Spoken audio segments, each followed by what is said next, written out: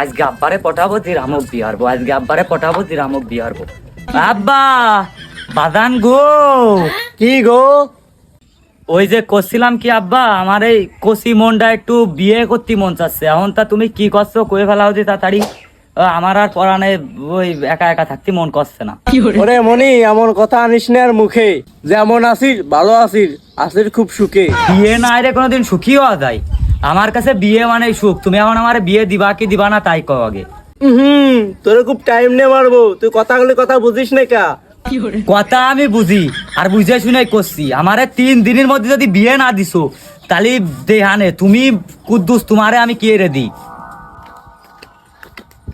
চাচা, তোমার শাল যে কীর্তি করছে তা তো তুমি বুঝতেছো না। তোমার শাল ওই পাড়ার মকসেদের মেয়ের সাথে পিরিত করে, তাই বিয়ের জন্য লাফালাফি ইত্তিছে।